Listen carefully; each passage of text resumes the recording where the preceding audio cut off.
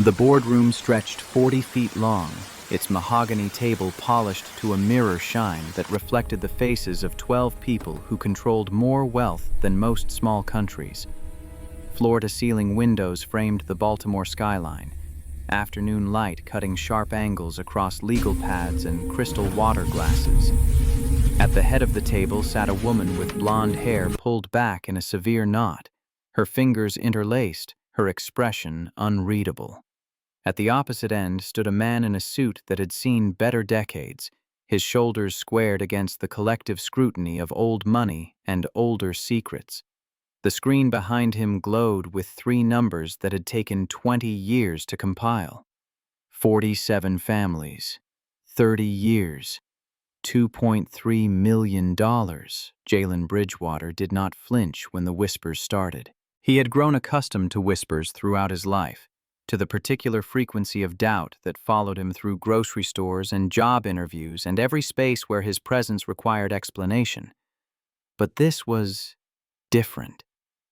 This was not the whisper of assumption or prejudice. This was the whisper of recognition, of men and women in expensive suits beginning to understand that the maintenance worker they had passed in hallways without acknowledgement now stood before them with documents that could dismantle everything they had built on borrowed conscience and buried truth. His voice carried without strain, each word measured like a carpenter checking level before driving a nail.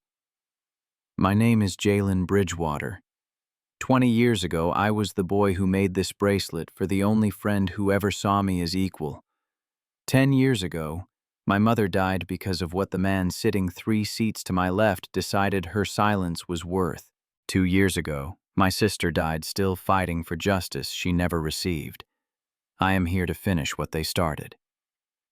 Warren Prescott's face drained of color so completely that the liver spots on his temples stood out like accusations written in flesh. His hand moved toward the water glass in front of him, then stopped midway, as if touching anything in this room might confirm his presence in a moment he had spent 30 years and considerable resources ensuring would never arrive. The woman at the head of the table, Evelyn Prescott, Chief Executive Officer of Prescott Development Corporation, lifted her wrist toward the light. The bracelet there was old, its leather cracked from 2 decades of wear and its colored threads faded to ghosts of their original vibrancy. Red had become rust, blue had become gray, yellow had become cream, but the bracelet held together. After everything that had happened, after the 20 years of separation and silence and systematic destruction, it still held together.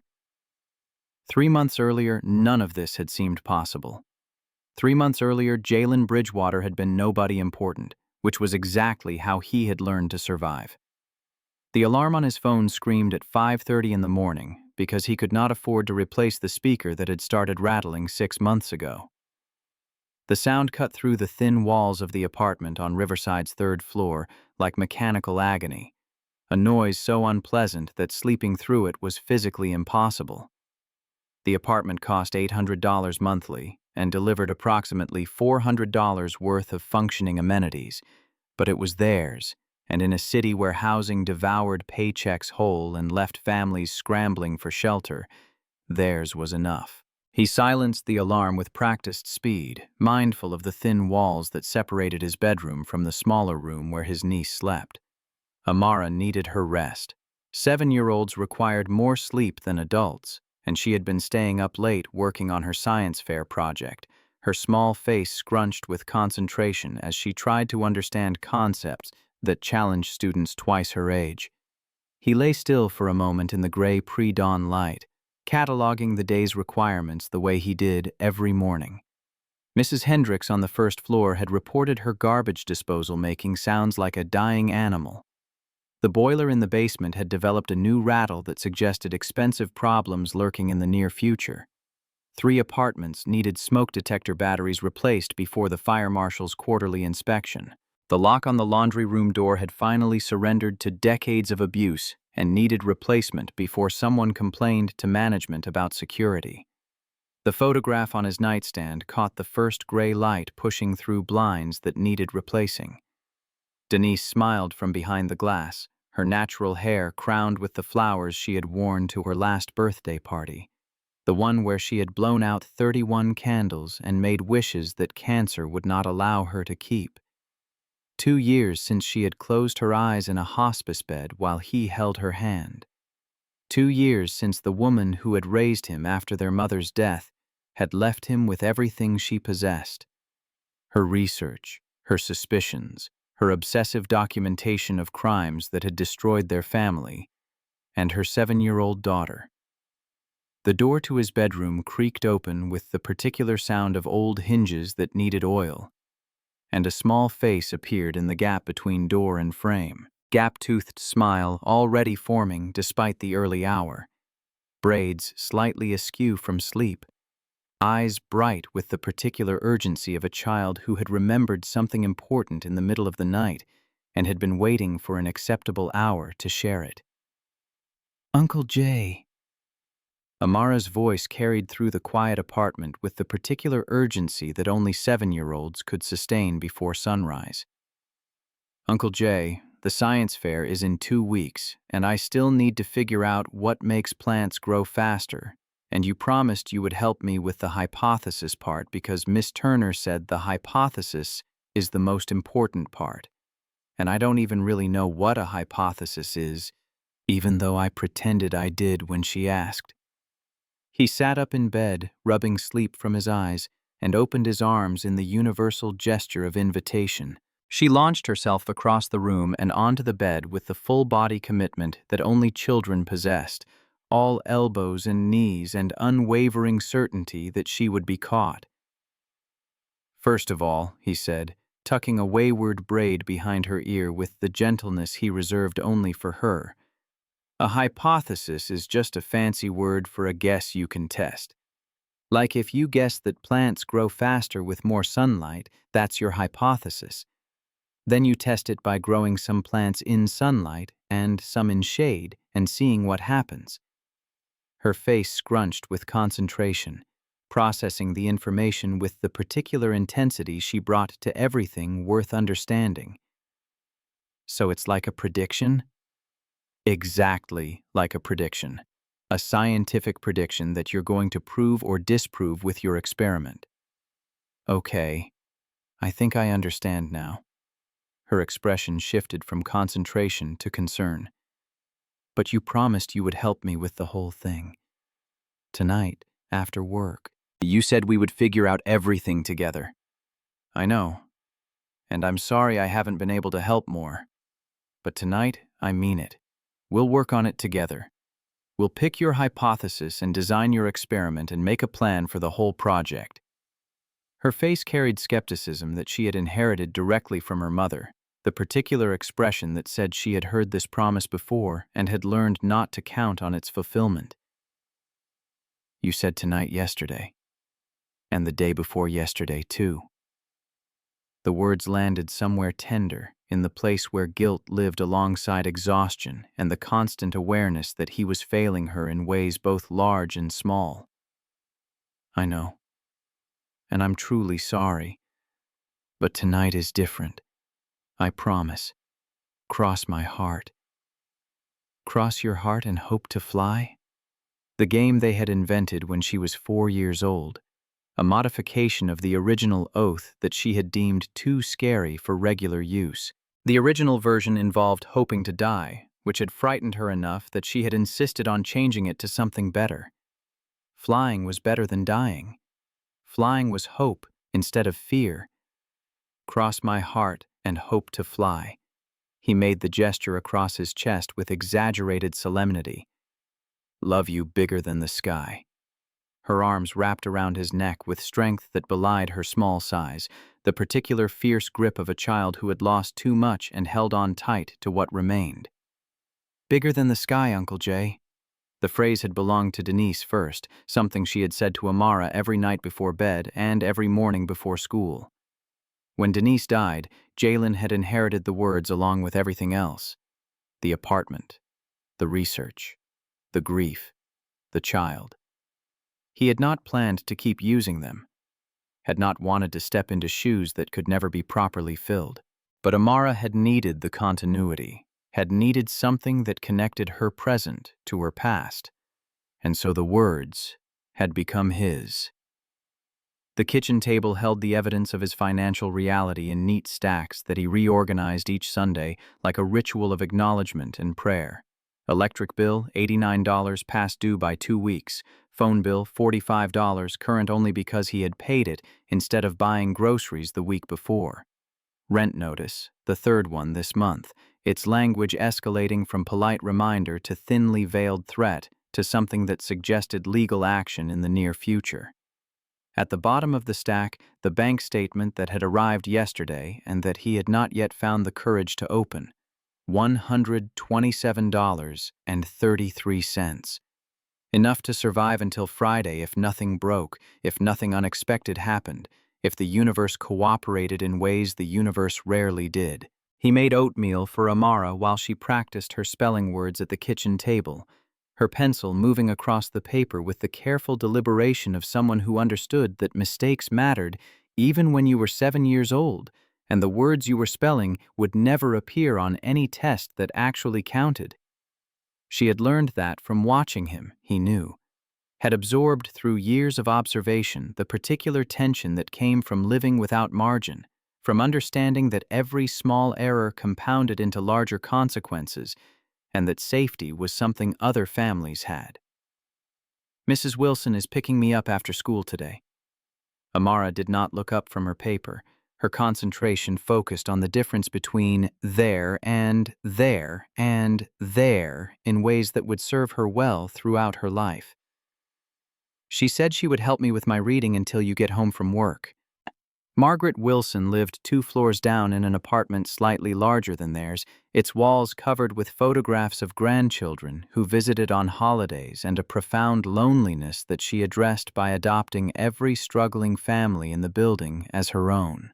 She was 67 years old according to the birthday card Jalen had signed last month, had outlived 2 husbands and raised 4 children to adulthood, and possessed the kind of no-nonsense wisdom that came from decades of watching people make preventable mistakes and learning what advice they would actually accept.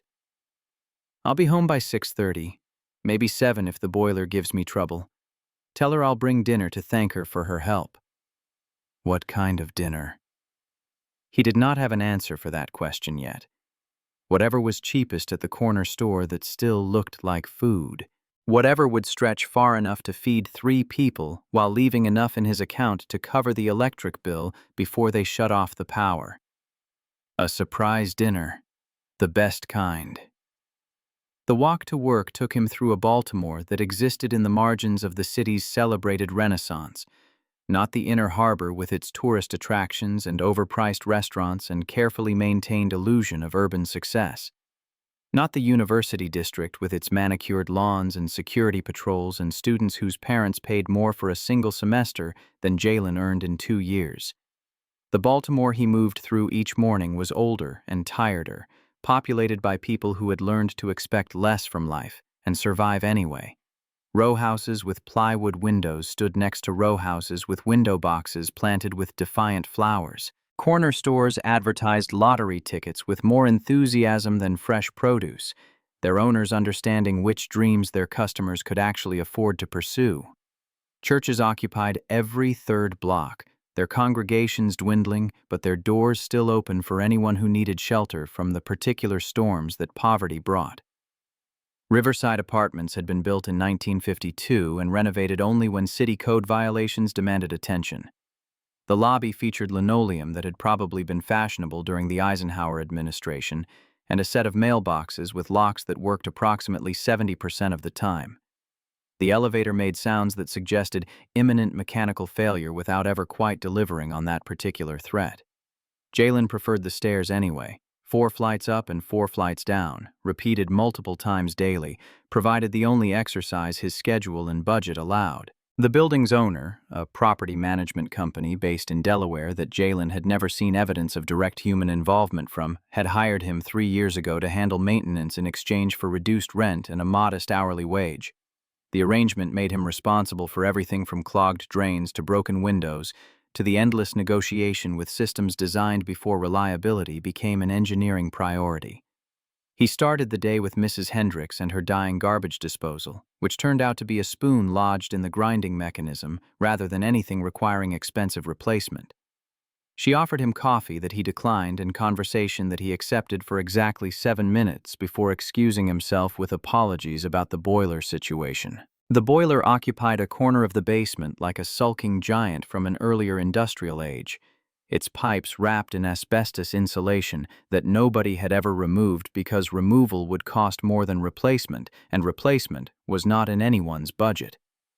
Jalen had learned the machine's particular language over 3 years of maintenance, could distinguish between the rattles that meant imminent catastrophe and the rattles that meant continued dysfunction at acceptable levels. Today's rattle fell into the latter category, which he addressed with a wrench and a silent prayer, and the knowledge that prayers rarely fixed mechanical problems.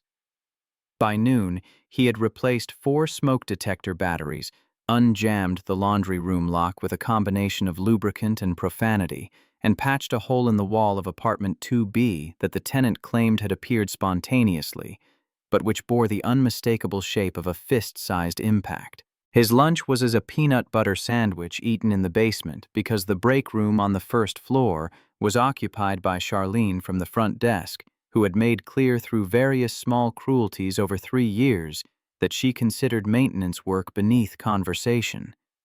The afternoon brought a backed-up sink in apartment 4A, a running toilet in 3C, and a conversation with Mrs. Wilson that he had not anticipated and could not easily escape.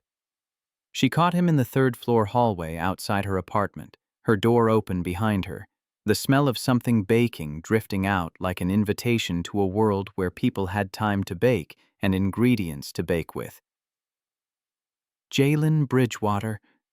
She said his full name like a diagnosis, like she had examined his symptoms and reached conclusions she was about to share whether he wanted to hear them or not. When was the last time you ate a proper meal that didn't come from a can or a plastic wrapper, Mrs. Wilson? I really need to get to the laundry room. That wasn't a rhetorical question, young man. I'm 67 years old and I've buried 2 husbands and raised 4 children and worked 3 jobs simultaneously, and I know exactly what running on empty looks like. You're too young to be living like someone who's already given up on the possibility of something better. The words landed somewhere tender, in the place he had learned to protect through constant motion and the careful avoidance of conversations that might expose how close to the edge he actually walked. I'm just tired. It's been a long week. It's Tuesday. Her eyes narrowed with the particular perception of someone who had spent decades watching people deflect and deny and pretend their way through crises. That child upstairs loves you more than anything in this world, and you're carrying something heavy enough to break a man twice your size. I know because I see you, Jalen. I've been seeing you for 3 years now. You come home late and leave early, and you never have anyone over, and you look at that photograph on your nightstand like you're asking forgiveness for something you can't name. He did not know how to respond to accuracy, had not developed defenses against someone who saw clearly what he worked so hard to obscure behind competence and silence. Denise was my sister. Amara is the only family I have left in this world. I'm doing the best I can with what I have. I know you are. I'm not questioning your effort or your love for that child. I'm questioning whether effort alone is enough. She stepped closer to him in the hallway, her hand finding his arm with a gentleness that made his throat tight with emotions he could not afford to feel. There's a difference between surviving and living, Jalen. You're 30 years old. You should be building something, not just holding on. The apartment waited where it always waited, its familiar silence pressing against him as he climbed the final stairs after completing the day's maintenance tasks. He had 2 hours before needing to collect Amara from Mrs. Wilson's place. 2 hours to shower off the basement grime, to rest on a couch that had seen better decades, to pretend that his exhaustion was temporary rather than the permanent state of existence it had become. The closet in his bedroom held boxes that Denise had left behind, research she had compiled during the 3 years between their mother's death and her own cancer diagnosis. He had not opened those boxes since the funeral, had not been able to face the weight of her obsession or the questions her research raised about events he preferred not to examine too closely. But beside the boxes, in a frame he had bought at a thrift store for $2, was a photograph older than his niece and far more precious than anything else he owned. 2 children on a beach, their arms around each other's shoulders, the Atlantic Ocean spreading behind them like a promise of futures neither could imagine. A boy with skin the color of dark honey and a gap-toothed grin. A girl with blonde hair tangled by salt wind and freckles scattered across her nose like constellations waiting to be named. He had been 10 years old in that photograph. So had she. They had met at the beginning of summer when his mother started working at the Ocean View Hotel in Millbrook, Virginia, and her family owned half the town, including the hotel itself. The gap between their circumstances should have made friendship impossible. The housekeeper's son and the owner's daughter, existing in different universes that happened to share the same geography. Instead, that gap had made friendship essential. 2 children finding in each other something that the adult world seemed determined to deny. The memory surfaced without permission, as memories often did, when he spent too long looking at that photograph. A beach at sunset, the sand still warm from the day's heat, 2 children sitting closer than their parents would have approved of if their parents had been paying attention. A pocket knife borrowed from his mother's kitchen drawer without permission. A ritual they had read about in adventure books and believed completely. If one of us is ever scared or alone, the other one shows up, no matter what, no matter how far away, no matter how much time has passed. Swear it. I swear it. Blood from 2 small cuts, pressed together, a bond they believed no force in the universe could break. 3 weeks later, his mother had lost her job. 1 month after that, they had lost their house. By the end of summer, the Bridgewater family had packed everything they owned into a car that barely ran and driven north to Baltimore, where relatives offered a spare room and pity in equal measure. He had never seen Evelyn Prescott again, had never received the letters she promised to write, had never heard her voice on the phone he waited by for months, had eventually stopped looking for her face in crowds and started building walls against the particular disappointment of being forgotten by someone who had sworn to remember. 20 years was a long time. Long enough to become someone else. Long enough to bury a mother and a sister. Long enough to assume responsibility for a child who deserved better than what he could provide. Long enough to stop believing in promises made by children who did not understand what the world would demand of them. The knock on his apartment door came at 7:14 in the evening. He was not expecting anyone. Wilson had Amara downstairs, working on reading comprehension, and would bring her up at 8 as they had arranged. The building's other tenants generally avoided interaction with each other, and his social calendar was as empty as his bank account. Through the peephole, he saw a woman who did not belong in this hallway, in this building, in this neighborhood. The coat alone announced her wrongness, a garment that probably cost more than 3 months of his rent, worn with the unconscious ease of someone for whom expense was not a consideration that required thought. Her blonde hair was pulled back from her face, revealing features that had grown sharper with age but remained fundamentally unchanged from the photograph on his nightstand. His hand froze on the deadbolt. "Jalen!" Her voice was muffled by the door but unmistakable. The same voice that had whispered secrets in the dark of her family's pool house. The same voice that had laughed at his terrible jokes and cried at his departure and promised to write letters that never arrived. "I know you're there. I know you're looking at me through the peephole. Please, I need to talk to you." He did not open the door, could not make his hand complete the motion that would turn the lock and expose him to whatever she had come to deliver. 20 years of silence did not end with good news. People did not track down the ghosts of their childhood to share happiness. Go away. The words came out rougher than he intended, scraped raw by surprise and old wounds. I can't. I've tried to walk away, but I can't.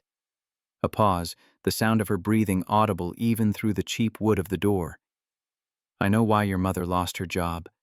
I know why your family had to leave Millbrook. I know about the house you lost and the lawsuit that destroyed her health and what really happened. I have proof, Jalen. I have documentation of everything. The world tilted slightly, reality reorganizing itself around information he was not prepared to receive. He opened the door. Evelyn Prescott stood in his hallway like an apparition given flesh, 20 years older and infinitely more polished than the wild-haired girl who had sworn blood oaths on summer beaches. Her eyes were the same impossible blue he remembered, but they carried weight now, shadows that spoke of sleepless nights and difficult knowledge. In her hands, held with the care of something precious, was a bracelet that he had made in another lifetime from leather scraps and colored thread he had stolen from his mother's sewing kit.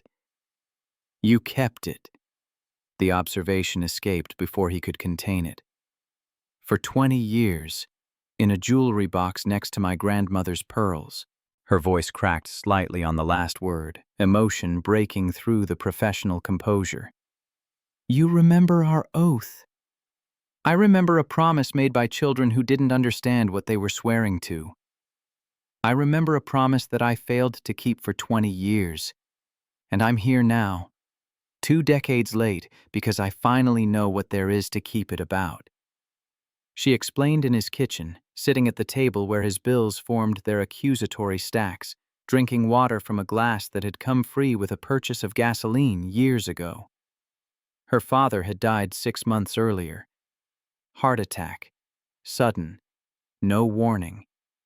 She had inherited the company and the corner office and the responsibility for thousands of employees, and eventually, in a safe hidden behind a painting in his private study, she had found a sealed envelope containing a letter he had never sent.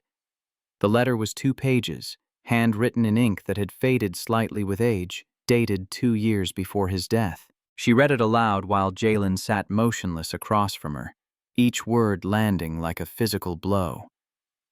Evelyn, if you're reading this letter, I'm gone, and you're dealing with the consequences of my choices. There's something I need you to know, something I should have told you years ago, but never found the courage to confess while I was still alive. It concerns the Bridgewater family from Millbrook, and specifically the boy you used to spend your summers with. We bought the Ocean View Hotel where Gloria Bridgewater worked. It was profitable, and we wanted to keep the staff who made it successful, but there was pressure from your Uncle Warren to restructure operations. I could have fought harder. I could have protected workers who had given years of loyal service. Instead, I let Warren convince me that efficiency required sacrifice. Gloria Bridgewater and 46 other families lost their jobs so that we could reduce labor costs by 12%. Then we bought their neighborhood when property values collapsed after the layoffs. I told myself it was just business, supply and demand, market forces beyond any individual's control. But it wasn't. We created the conditions that destroyed those families, then profited from that destruction. Your uncle has done things I didn't know about until recently, things that go far beyond business decisions into something that looks like systematic cruelty. There's money I set aside to make amends, $2.3 million in a compensation fund for the families we harmed. But I'm afraid Warren has done something with that money. I'm afraid of what else he might have done that I never knew about. I'm sorry, Evelyn, for everything. For what we did to those families. For what we did to the boy you cared about. For not being brave enough to fix it while I still had the chance. Evelyn's hands trembled as she set the letter on the kitchen table between them, its pages soft with the weight of confession delayed too long. I didn't know. Her voice was barely above a whisper. Growing up, I thought your family just moved away. That's what my parents told me. Normal childhood friends drifting apart. People lose touch. I didn't know my father's company was responsible for destroying your mother's life. I didn't know my uncle, your uncle. Jalen's voice was flat, controlled, every emotion compressed into something manageable. Warren Prescott. I know that name. How? The boxes in his closet, Denise's research, the obsession that had consumed his sister during the years when cancer was slowly consuming her body. He retrieved the boxes and set them on the kitchen table, their cardboard sides soft with age and repeated handling. My sister spent the last 3 years of her life investigating what happened to our family. She believed, the words caught in his throat, stuck on grief that had never properly healed. She believed that Mom didn't die from heart failure. She believed the stress killed her. Stress from an 18-month lawsuit that someone filed against her for theft she never committed. Theft that was invented specifically to break her. Evelyn paged through the folders with increasing horror, her face cycling through recognition, denial, acceptance, and grief in rapid succession. These are all Prescott development properties. These are all families who worked for companies we acquired. 47 families. Same pattern every time. Your company buys a property. Workers get fired or pressured to quit. If they complain too loudly, someone files a lawsuit against them. Same lawyer every time. Preston Holloway. Preston is our chief financial officer. I know. Jalen pulled out a folder thicker than the others, its tab marked with his mother's name in Denise's careful handwriting. He sued my mother for stealing towels and bed sheets from the hotel. Said she had been stealing them for years, selling them to supplement her income. 18 months of depositions and court dates and legal fees she couldn't afford. By the time the case was dismissed for lack of evidence, her heart was already failing. She died 3 months later, still believing she would have to prove her innocence to a world that had already decided she was guilty. The sound Evelyn made was not quite a sob, something rawer and more immediate, grief and guilt and horror mixed together. I didn't know. Jalen, I swear to you on everything I have, I didn't know any of this was happening. Your uncle did. Your father did, at least some of it, according to his own letter. He opened another folder, revealing a spreadsheet his sister had created with meticulous attention to detail. Denise documented all of it. She traced connections between Prescott Development and something called Coastal Holdings, shell corporations designed specifically to obscure accountability. She found evidence that the compensation fund your father mentioned was transferred to Coastal Holdings 18 months after it was created. $2.3 million gone.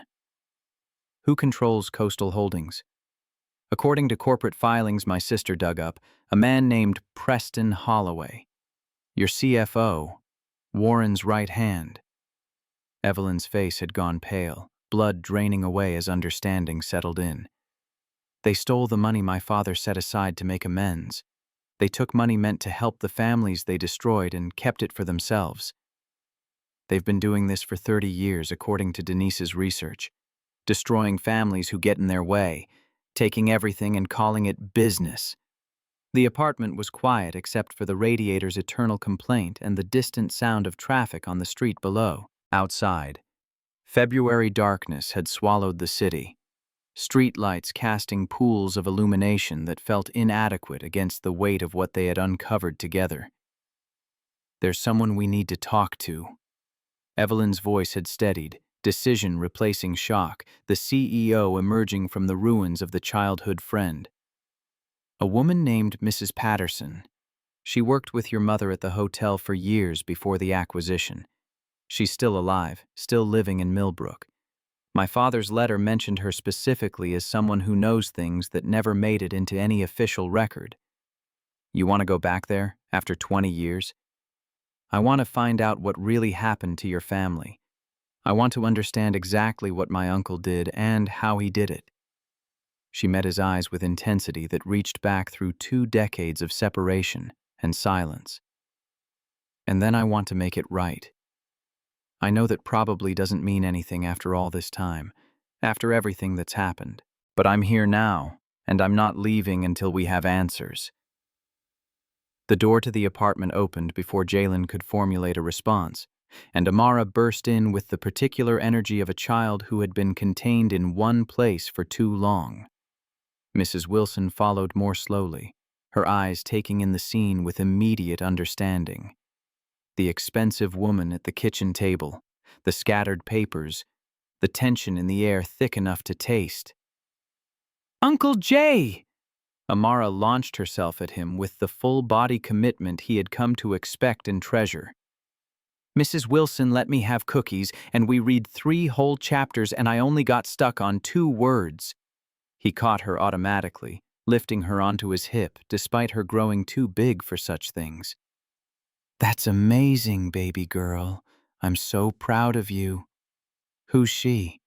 Amara pointed at Evelyn with the directness that adults learned to suppress, but children wielded without apology. Jalen looked at the woman he had not seen in 20 years, the woman who had reappeared in his life with evidence of crimes that reached back before he was born and forward into a future he could not yet see clearly. "She's an old friend, from when I was a kid, a long time ago." "Like best friends?" "Yeah." The word felt strange in his mouth, too simple for what they had been, too complicated for what they had become. Like best friends. Amara's attention fixed on the bracelet still visible on Evelyn's wrist, its faded colors catching the kitchen light. "That's pretty. Did Uncle Jay make that?" "He made me a bracelet too, but it broke because I wore it in the bathtub." Evelyn's smile was genuine, despite everything that had happened and everything that still lay ahead. "He did make it, a very long time ago when we were about your age. I've kept it ever since." "You knew Uncle Jay when he was little?" The concept seemed to amaze her. "Was he funny?" "He's really funny now. He makes jokes about everything, even when things are bad." "He was the funniest person I knew." Evelyn's eyes met his over his niece's head, memories and present reality merging. "He still is." After Mrs. Wilson took Amara back downstairs for bedtime preparation, after the apartment grew quiet and the coffee grew cold, they made plans. Tomorrow morning, they would drive to Millbrook together. They would find Mrs. Patterson and ask her questions that had waited 20 years for asking. They would begin the process of understanding exactly what had happened and who was responsible. Through the window, headlights swept across the street below. A black sedan had parked at the curb, its engine idling, its windows tinted too dark to reveal whoever sat inside watching. "We're being watched." Jalen moved to the edge of the blinds. Evelyn joined him at the window, her shoulder brushing his in the narrow space. "Company plates. I recognize the registration pattern. My uncle knows I've been digging through my father's files. He probably knows I'm here." "Then whatever you were planning to do quietly just became something else entirely." Her jaw tightened with determination. "Good. I'm tired of quiet. Quiet is what allowed this to happen for 30 years. He looked at the boxes on his table, at the photograph of his mother smiling from the wall, at the woman who had appeared with secrets and guilt and determination that matched his own. 8 o'clock tomorrow morning. You drive. I need to arrange someone to watch Amara while we're gone." "I'll be here." After she left, Jalen stood at the window, watching the black sedan until it finally pulled away into the darkness. Then he opened his sister's research and began to read in earnest. The documents Denise had compiled painted a picture of systematic destruction disguised as business necessity. Gloria Bridgewater had worked at the Ocean View Hotel for 8 years, rising from housekeeping staff to a supervisory position through dedication and skill and a genuine love for the work of making people feel welcome. Guests requested her specifically. Management praised her efficiency. Her personnel file contained nothing but commendations and excellent reviews until the month Prescott Development acquired the property. Then, suddenly, everything changed. Performance reviews became critical. Minor infractions appeared in records that had previously shown spotless service. The lawsuit arrived 3 months after the acquisition, alleging theft of hotel property totaling $37,000. a number precise enough to suggest calculation rather than reality. Gloria had fought because she had no choice, because surrender would have meant accepting guilt she did not deserve. She had appeared at depositions with a lawyer she could not afford, a young public defender who handled her case alongside 50 others. She had provided receipts and witnesses and character statements that proved nothing except that truth was not sufficient defense against resources and persistence. The case was dismissed after 18 months, the judge noting in her ruling that the plaintiff had failed to provide any credible evidence of theft. But by then, Gloria Bridgewater had lost her job, her home, her health, and her belief that justice existed for people like her. She died in a hospital bed 3 months later, her heart finally surrendering to stress that had been slowly killing her since the day the lawyers first appeared at her door. Denise had documented all of it with obsessive precision, had traced connections that should have been impossible to find, had died before she could do anything with the information, leaving it to a brother who had spent 2 years avoiding the boxes because looking at them felt too much like completing her failure. He looked at the photograph of Denise on his nightstand, her smile unchanged by time or circumstance, and made a promise he intended to keep. "I'll finish what you started, whatever it costs. I'll find out what really happened, and I'll make them answer for it." The night stretched long with reading and planning and the slow construction of understanding. By the time dawn began to lighten the February sky, Jalen had absorbed enough to know that what they faced was larger than individual cruelty or isolated decisions. Warren Prescott had built a system, a machine designed to destroy anyone who threatened his interests or his profits. The same pattern, repeated across 3 decades and 47 families. Acquisition, identification, fabrication, destruction. His mother had been one victim among many. His sister had been another, even if cancer rather than corporate malice had claimed her life. And now he was the last one standing, the inheritor of evidence that could bring the entire machine crashing down. The black sedan returned at 6:30 in the morning, parking in the same spot with the same patient engine idle, watching and waiting for whatever came next. But Jalen was done being watched. He was done being a victim of circumstances he had not created. He was done hiding from a past that refused to stay buried.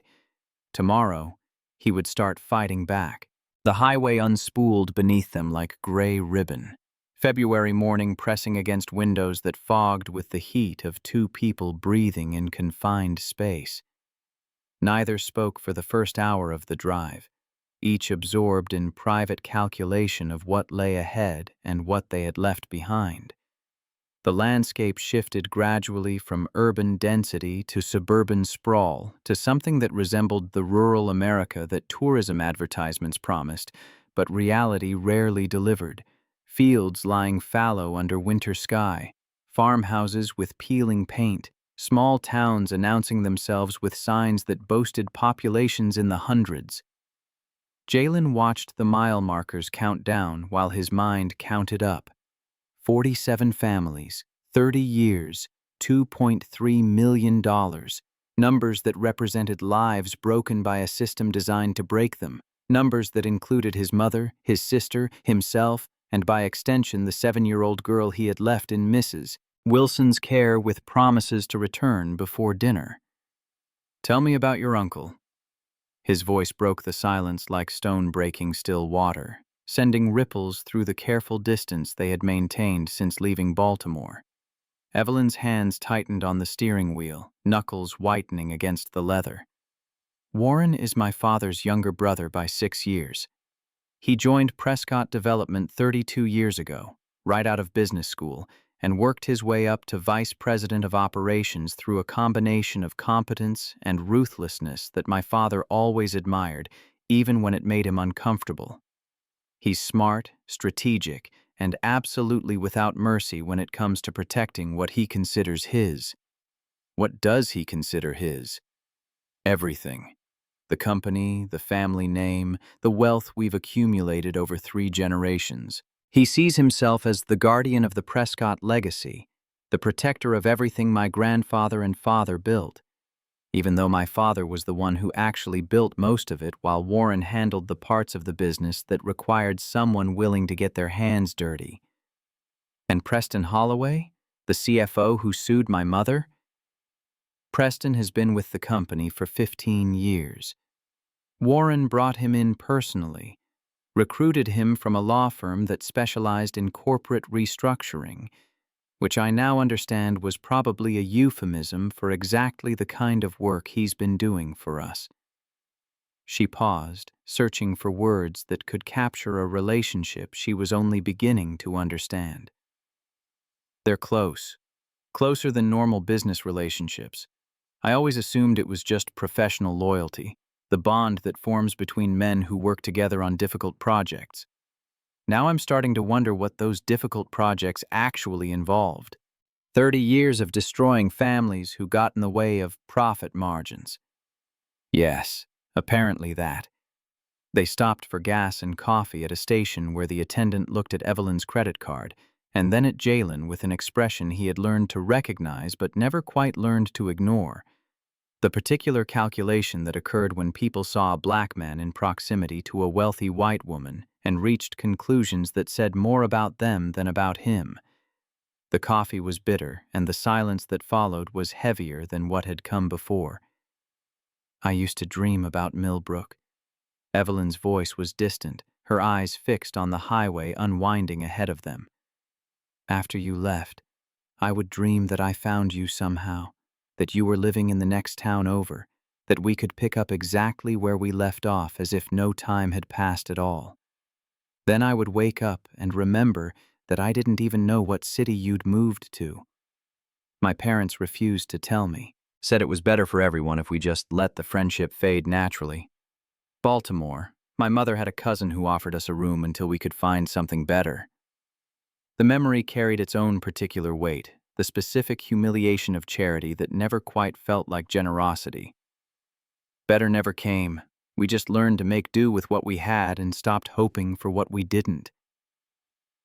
I spent 20 years not knowing anything, not knowing what happened to you, not knowing what my family did to yours, not knowing that the company I eventually took over was built at least partially on the destruction of 47 families who had done nothing wrong except work for businesses we wanted to acquire. You couldn't have known. You were a child when it started, and by the time you were old enough to ask questions, the answers had been buried under 30 years of corporate records and legal documents. I could have asked. I could have wondered why my best friend in the world disappeared without a word of explanation. Instead, I accepted my parents' story that sometimes childhood friendships just fade away, that people drift apart, that there was nothing sinister about a family vanishing from a town they had lived in for generations. Her voice hardened with self-directed anger. I won't accept their explanations anymore, not about anything.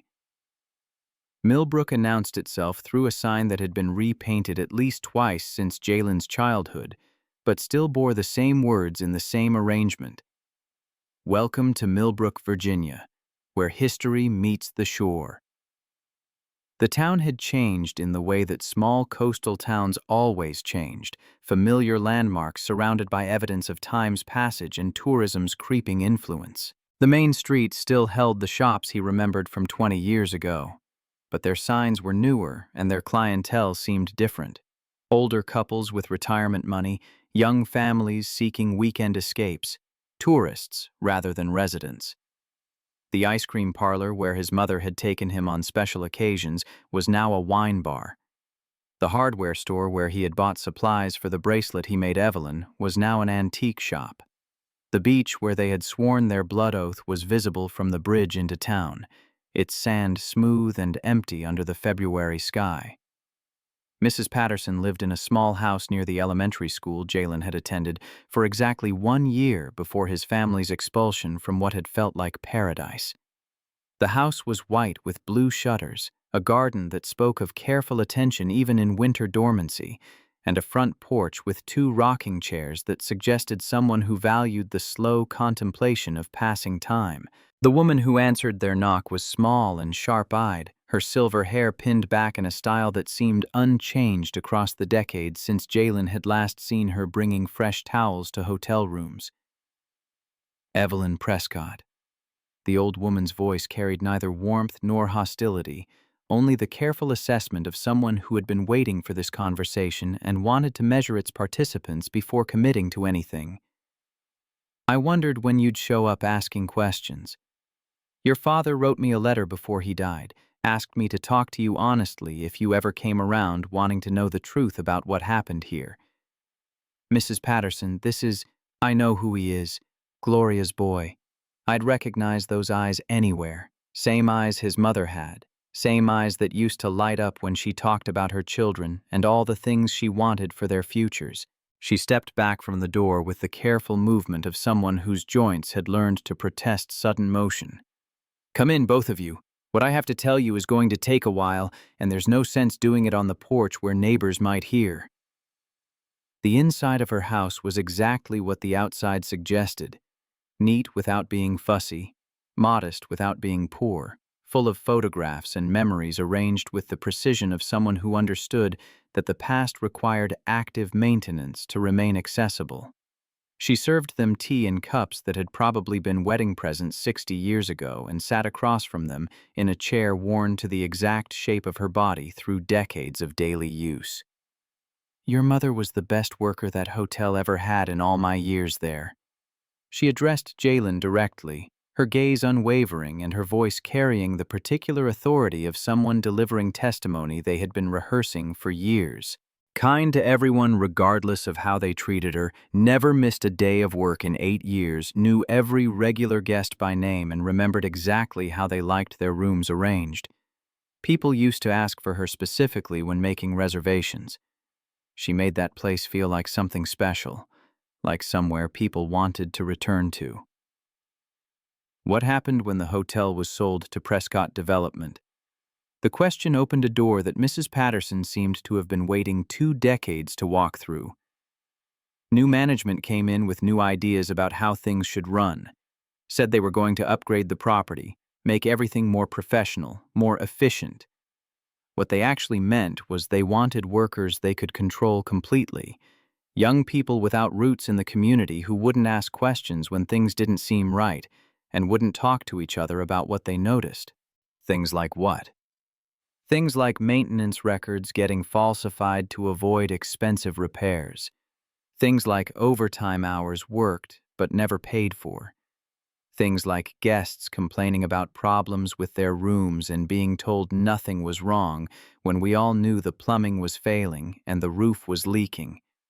She leaned forward in her chair, her eyes bright with remembered anger that time had not diminished. Your mother saw all of it because she was too good at her job not to notice everything happening around her. She kept her own records, wrote down dates and details in a notebook she thought nobody knew about. And that's why they had to get rid of her before she could tell anyone what she had seen. The lawsuit, the theft accusation. A lie from its first word to its last. Your mother never took so much as a mint from a pillow in 8 years of service. She was so honest she used to turn in loose change she found in rooms rather than pocket it like everyone else did. But the new management had documents they claimed proved otherwise. Fabricated records, falsified inventory reports, witness statements from people who had been threatened or bribed or both. They had lawyers who specialized in making truth look like lies and lies look like truth. By the time the case was finally dismissed 18 months later, your mother was broken in ways that couldn't be fixed. Mrs. Patterson's voice cracked slightly on the last words, grief surfacing through the measured delivery she had maintained until now. She wasn't just broken physically, though the stress had destroyed her health by then. Her spirit was gone. The woman who used to sing while she worked and bring cookies for the staff on holidays and stay late to help new employees learn their jobs, that woman disappeared during those 18 months. She believed she had failed somehow, believed that despite everything she knew to be true about herself, she must have done something wrong that she couldn't even remember doing. The lawsuit didn't just take her job and her home and her health. It took her sense of who she was. "Mrs. Patterson." Evelyn's voice was careful, the voice of someone handling something fragile. "Do you know who specifically ordered the lawsuit against Gloria? Who made the decision to target her?" The old woman's gaze shifted to Evelyn with something that might have been pity for what she was about to hear. "Your uncle, child.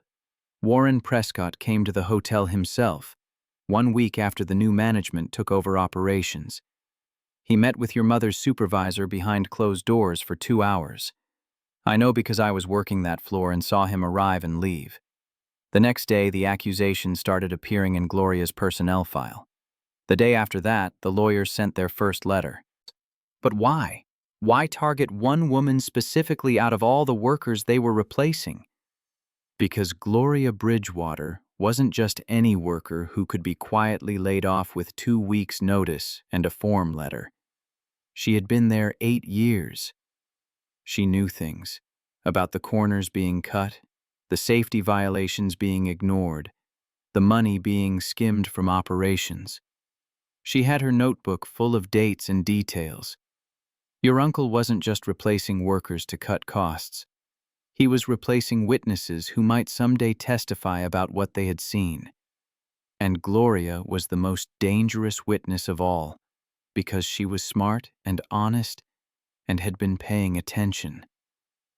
She could have exposed everything they were doing. She could have destroyed them if she had known who to tell and how to make anyone listen. And she would have, I believe that completely, if they hadn't destroyed her first. Mrs. Patterson reached into a drawer in the small table beside her chair and withdrew an envelope yellowed with age, its edges soft from years of handling, and its surface marked with fingerprints that had touched it many times. "Your mother gave me this the week before she died. She knew she wasn't going to survive much longer. You could see it in her eyes, the way the light had gone out of them. She said I should keep it safe somewhere Warren Prescott would never think to look, and that I should hold on to it until someone came asking the right questions in the right way. I think you're those people. I think this is the right time." Jalen took the envelope with hands that wanted to tremble, but that he forced to remain steady through sheer will. Inside was a letter in his mother's handwriting, its pages soft from years of storage, its ink slightly faded but still completely legible. "My dear children," Gloria's voice spoke from beyond death, reaching through time to find him. "If you're reading this letter, I'm gone, and the truth still needs telling. I need you to know what really happened, not the lies they put in court documents and newspaper articles. Warren Prescott came to see me 2 months after I was fired. He sat in my kitchen, in my home, and offered me $50,000 to stay quiet about what I had seen at the hotel. $50,000 to forget the falsified records, the stolen overtime, the safety problems they were covering up. $50,000 to pretend I had never kept notes or paid attention or cared about doing my job properly. I told him no. I told him that my integrity was not for sale at any price, that I would rather lose everything than become the kind of person who could be bought. He smiled at me when I said that. I will never forget that smile. It was the smile of a man who had just decided to destroy someone and wanted them to know it was coming without being able to prove anything. 2 weeks later, the lawsuit arrived. The accusations were lies from beginning to end, but lies backed by enough money become very hard to distinguish from truth. 18 months of fighting in courts that were designed to favor people with resources over people with only righteousness on their seat. By the time I won, and I did win, the judge saw through their fabrications eventually. I had lost everything except the knowledge that I had not surrendered. There are records of what I saw hidden somewhere safe. Denise knows where. I told her before things got too bad, before I started forgetting things I needed to remember. The notebook I kept, copies of documents I shouldn't have been able to copy, names of other workers who saw what I saw and might be willing to talk if someone gave them the chance. Find those records. Use them. Make Warren Prescott answer for what he did to me and to all the other families he crushed under his wheels. I want you both to know that I never stole anything. I never did anything wrong except refuse to be bought when buying me would have been cheaper than destroying me. Whatever happens after I'm gone, hold on to that truth. Your mother was honest. Your mother was brave. And your mother loved you both bigger than the sky. The final words blurred as tears Jalen had refused to shed for 10 years finally gathered at the edges of his vision. Bigger than the sky. The phrase he had inherited without knowing its origin. The phrase he had passed to Amara as a gift from her grandmother she had never met. There was a box in our basement when I was growing up. His voice came out rough, scraped raw by grief reopened and memories flooding back. Denise found it after Mom died, hidden behind old Christmas decorations where nobody would think to look. She told me it was just old paperwork, nothing important. I never looked at it myself because I trusted her to handle things I wasn't strong enough to handle. Your sister spent 3 years turning that paperwork into evidence. Evelyn's hand found his arm, the first physical contact between them since their reunion. She knew what she had found. She was building a case. She was dying. She knew she wouldn't live long enough to finish what she started. But she left it for you. She left everything for you to be organized and documented and ready for someone to continue. She believed you would be that someone. Mrs. Patterson watched them from her chair with the particular perception of someone who had survived long enough to recognize patterns in human behavior that younger people missed completely. Your uncle is a dangerous man, Miss Prescott. He spent 30 years protecting himself from exactly this kind of reckoning. He has money and lawyers and connections to people who can make problems disappear before they become public. He won't surrender without a fight, and he won't fight fair because he never has and never needed to. I'm not asking him to surrender. I'm telling him it's over whether he accepts that fact or not. And you, Gloria's boy, what do you want out of all this digging into the past? Jalen looked at the letter in his hands, at his mother's handwriting, at words she had written knowing she would not live to see them read by the children she was leaving behind. Justice. For my mother, for my sister, for all 47 families whose lives were destroyed by decisions made in boardrooms they never saw. I want everyone to know what Warren Prescott really did. I want the families who suffered to understand that what happened to them wasn't random bad luck or personal failure. They were targeted by a system designed to destroy them for profit. And I want the people who built that system to answer for it in ways they can't buy their way out of. The drive back toward Baltimore began as afternoon light started its slow surrender to February evening. The conversation had shifted from revelation to strategy, from understanding the past to planning for confrontation with it. We need more evidence before we can act. Evelyn's voice carried the particular focus of someone accustomed to solving complex problems through systematic effort. What Mrs. Patterson told us is compelling testimony, but it's one person's word against corporate records that have been carefully constructed over 30 years. We need documentation that proves the pattern conclusively, that shows Warren specifically ordered the actions we're accusing him of, that demonstrates a conspiracy rather than isolated incidents. Denise's files have some of that. She traced the connections, identified the patterns, documented the timeline, but there are gaps, names without dates, accusations without proof that would survive legal scrutiny. There's someone else who might be able to help fill those gaps. A woman named Dorothy Palmer. She worked in human resources at Prescott Development for 12 years before leaving under circumstances that were never fully explained.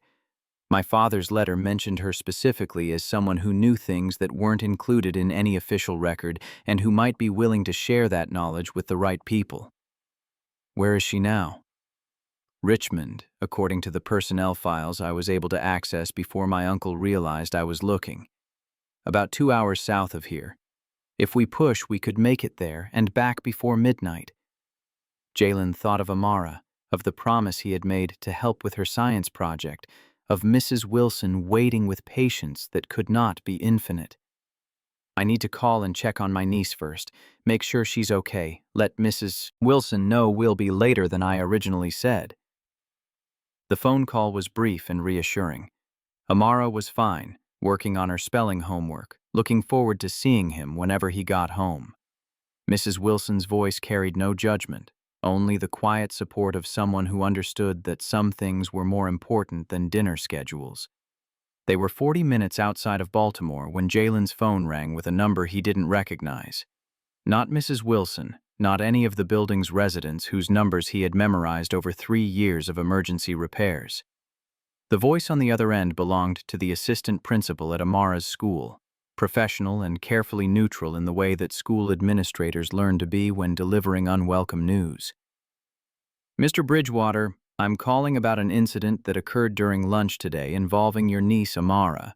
She's not hurt, but there was an altercation with another student that we need to discuss. How soon can you come to the school?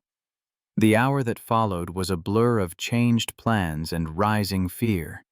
Evelyn drove directly to the elementary school while Jalen tried to extract information from administrators who would only speak in person.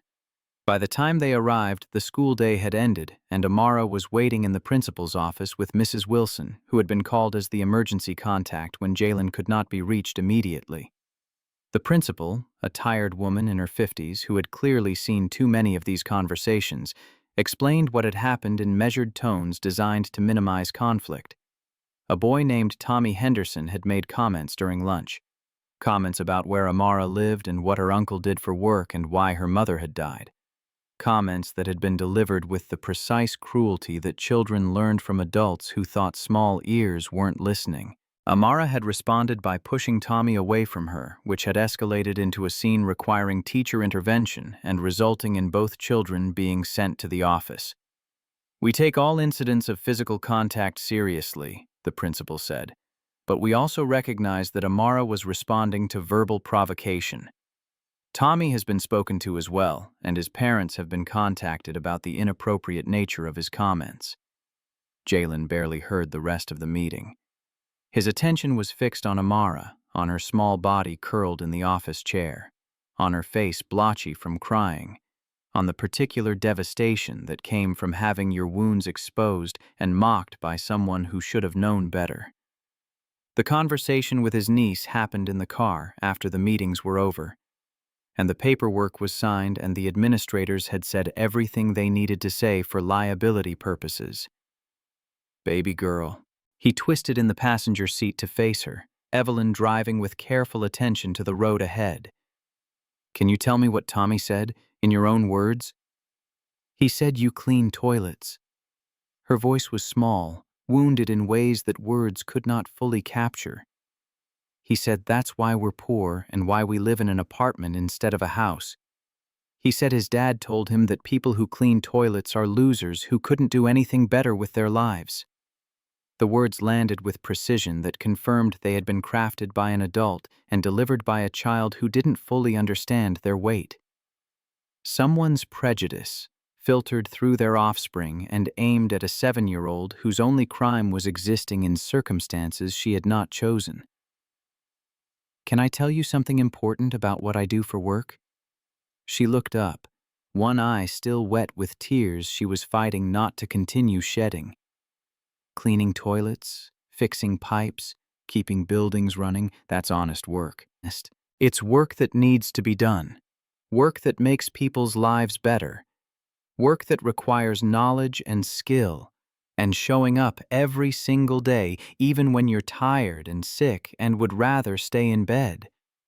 There are people in this world who wear expensive suits and sit in fancy offices and have never done an honest day's work in their entire lives.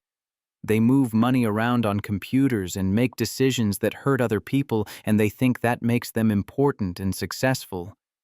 But the person who keeps a building functioning, who makes sure families have working heat in winter and clean water to drink and safe places to live, that person matters.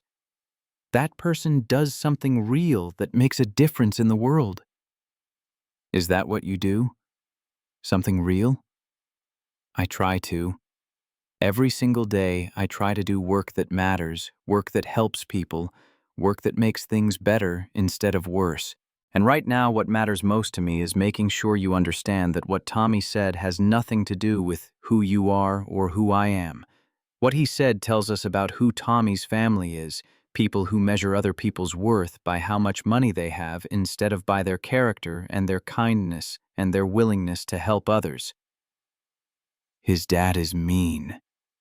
The observation carried the particular weight of truth that children recognized instinctively because they had not yet learned to ignore what they saw. He yelled at his mom at pickup one time, really loud in front of everyone. Yelled at her like she was in trouble for something. Some people are mean because they're small inside. They feel inadequate, feel like they don't measure up somehow, and they try to make themselves feel bigger by making other people feel smaller. That's not strength. That's weakness pretending to be strength. That's fear dressed up as confidence. She was quiet for a moment, processing with the intensity she brought to problems worth solving. Uncle Jay? Yeah, baby girl? Are we going to be okay? You and me? The question contained multitudes, fears she had absorbed from circumstances she did not fully understand, anxieties about housing and money and stability that no 7-year-old should have to carry, grief for a mother she still cried for in dreams she couldn't fully remember upon waking. He unclipped his seatbelt so he could reach into the back seat and pull her into an embrace that said everything words could not capture. We are going to be okay. No matter what happens, no matter what anyone says, no matter what circumstances we face, we have each other. And as long as we have each other, we are never truly alone. Love you bigger than the sky. Bigger than the sky, Amara. Always and forever. Bigger than all the stars in it. The trip to Richmond happened 3 days later, after arrangements had been made for Amara's care, and after Evelyn had spent 48 hours navigating corporate systems to locate more precise information about Dorothy Palmer's current address and situation.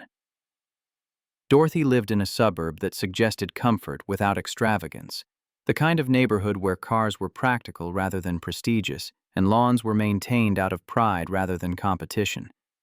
Her house sat on a corner lot with a well-established garden, its windows facing the street with the particular openness of someone who had nothing left to hide.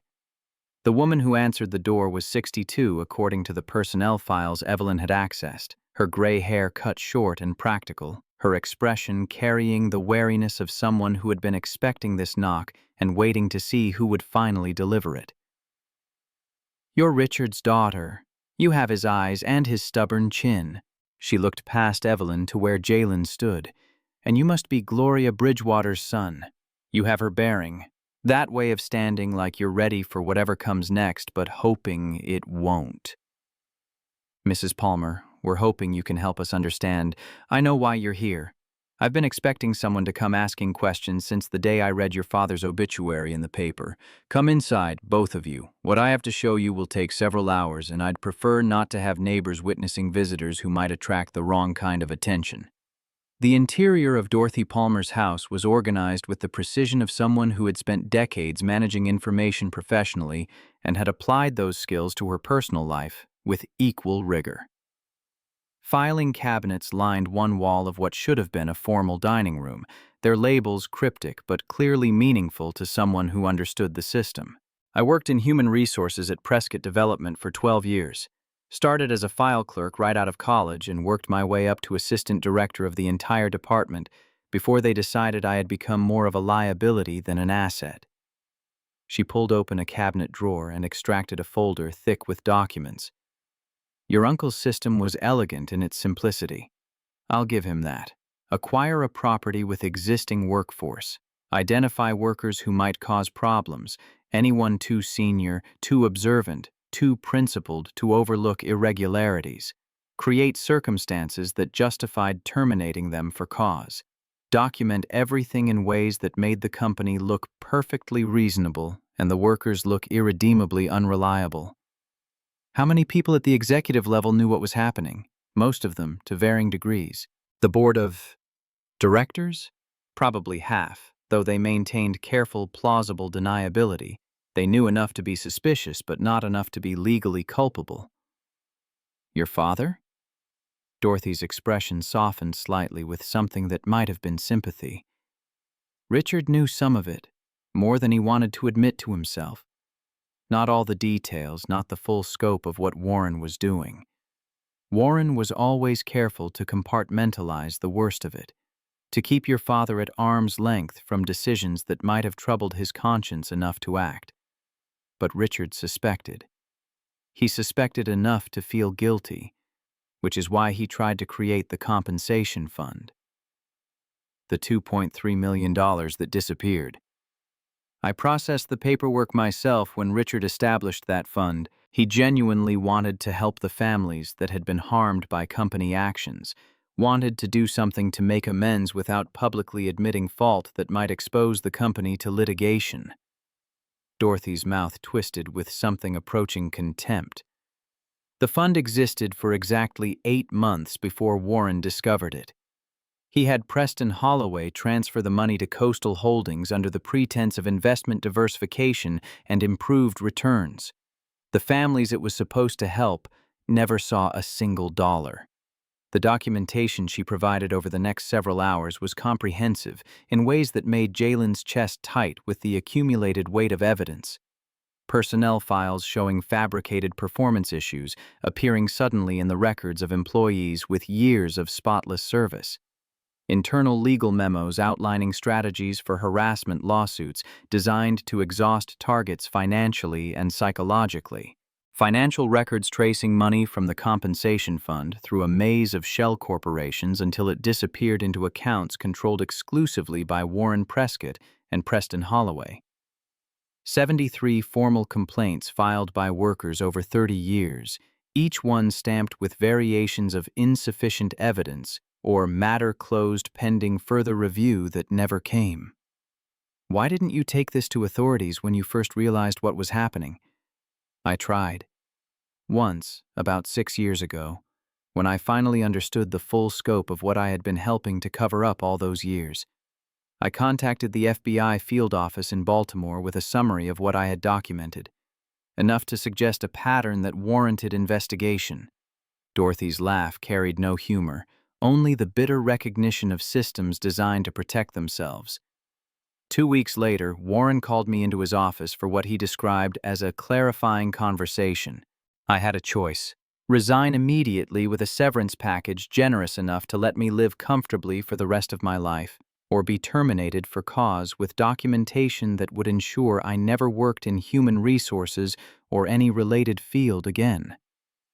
He knew about my contact with the FBI. He knew everything. He has people in places that make sure he always knows what he needs to know. Corruption that deep doesn't happen without institutional support at every level.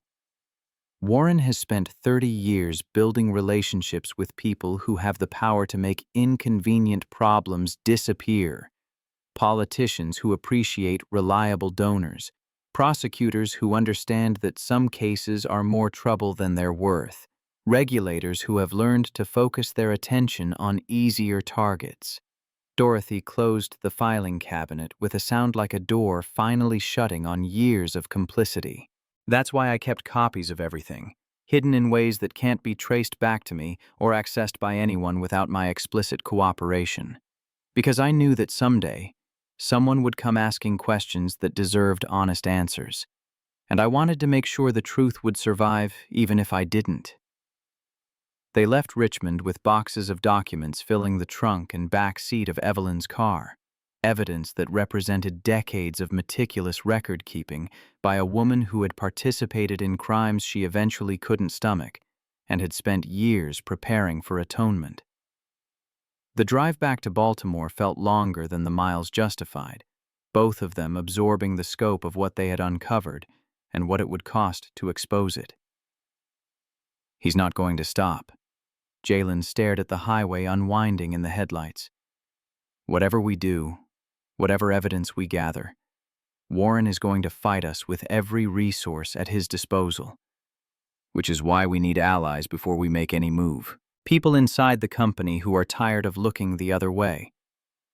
Board members who care about legacy more than quarterly profits. Media contacts who will treat this story with the seriousness it deserves rather than sensationalizing it for clicks. You really think those people exist? People who have known about this for years and suddenly find their conscience when it's convenient? I think Margaret Thornton hasn't been able to look Warren in the eye at board meetings for 3 years now. I think the audit committee has been asking questions about accounting irregularities that Warren keeps deflecting with increasingly thin excuses. I think the cracks in his support are already there, waiting for someone to give them reason to break open completely. The apartment building that had been Jalen's home for 3 years looked different when they finally arrived, its familiar facade somehow transformed by the knowledge of who now controlled its future. The black sedan that had been watching them was absent from its usual spot for the first time since Evelyn's arrival, but the absence felt ominous rather than reassuring. Forces moving in darkness, preparations being made beyond observation. The eviction notice was taped to his door with the particular adhesive strength of official documents meant to be impossible to ignore. Riverside Apartments has been acquired by a Hostel Holdings LLC, effective immediately. All current tenants are required to vacate the premises within 30 days to allow for comprehensive building renovation. No lease renewals will be honored. No extensions will be granted. Questions regarding this notice should be directed to the legal offices of Holloway and Associates. Mrs. Wilson was waiting in the hallway outside her own door, her expression carrying the particular gravity of someone who had already received her own copy of the same devastating news. It's not just you. Everyone in the building got identical notices this afternoon. 42 families, some of whom have lived here for decades, all being told they have 30 days to find somewhere else to exist. His phone buzzed with an email notification before he could respond to Mrs. Wilson's information. The subject line communicated disaster before he read the body text. His employment with Riverside Apartments had been terminated effective immediately. His final paycheck would be processed within 30 days in accordance with state law. His services were no longer required as the new ownership would be handling all maintenance through their own contracted personnel. The second email arrived while he was still absorbing the implications of the first. His bank account had been frozen, pending investigation of suspicious activity. He would need to contact the fraud department during business hours to discuss details that the automated notification did not specify. 3 attacks in a single evening, each one precisely targeted at a different pillar of his precarious stability: housing, employment, financial access. Warren Prescott had promised during their confrontation in the restaurant 3 days ago that he would make their lives difficult if they refused to cooperate, and he was delivering on that threat with the mechanical efficiency of someone who had destroyed dozens of families before and understood exactly which pressure points produced maximum damage with minimum expenditure. This is because of the meeting.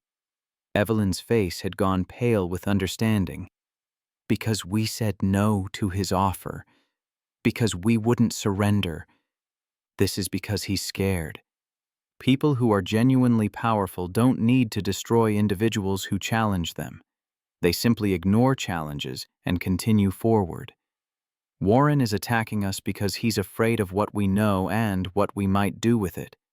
Jalen moved to the closet where Denise's boxes waited, the research his sister had compiled during years when cancer was slowly consuming her body while obsession consumed her mind. He's following the same playbook he's used 47 times before: isolation from support systems, financial strangulation, legal harassment. The same pattern, attacking the same vulnerabilities, expecting the same results. So what do we do differently? How do we break a pattern that's worked for him for 30 years? We refuse to be isolated. We refuse to be silent. We refuse to fight on the terms he's chosen. He pulled the boxes out of the closet and began spreading their contents across every available surface: kitchen table, couch, floor, creating a map of connections his sister had spent 3 years constructing. Denise didn't just collect evidence, she analyzed it. She found patterns Warren didn't know were visible. She built something. Deep in the third box, beneath folders of personnel files and legal documents, he found a manila envelope marked in his sister's handwriting with a single word: strategy. Inside was a legal brief, 53 pages long, researched and formatted with the professional precision of someone who had spent years working in law firms before cancer ended her career. The document laid out a case under the Racketeer Influenced and Corrupt Organizations Act, RICO, the same federal statute used to prosecute organized crime families.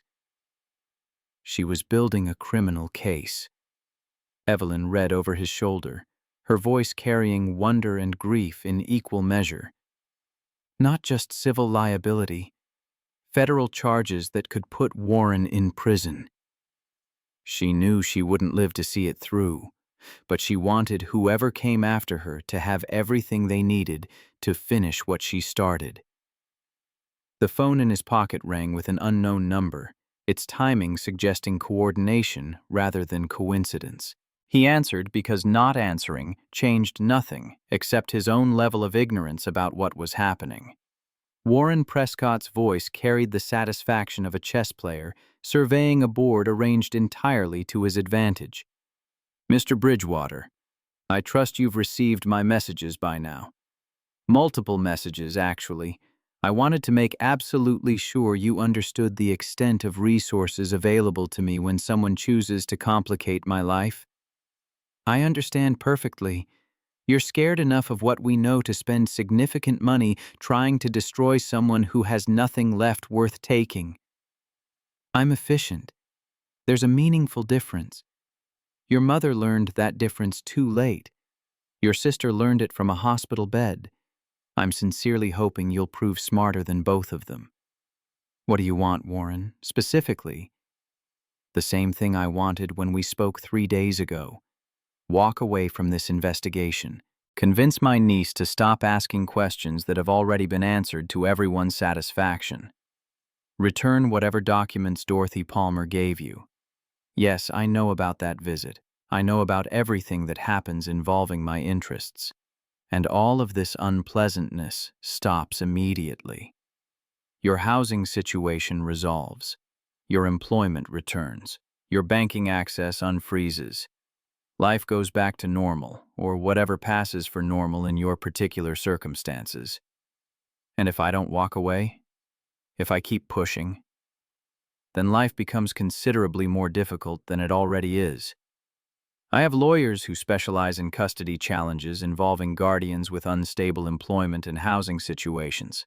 I have connections who can ensure that any business you attempt to work for receives certain information about your reliability and character. I have resources that make what happened today look like a gentle warning shot. The threat against Amara landed in a different place than the others, touching something primal and protective that existed beyond rational calculation. Jalen felt the fear he was supposed to feel, the panic that was supposed to make him surrender and retreat and accept defeat as the price of his niece's safety. And then he felt something else, something harder and colder, something that had been building since the moment his mother's heart stopped and that had crystallized in the years since into resolve that Warren Prescott had not accounted for in all his planning. Let me tell you something about threats and the people who make them.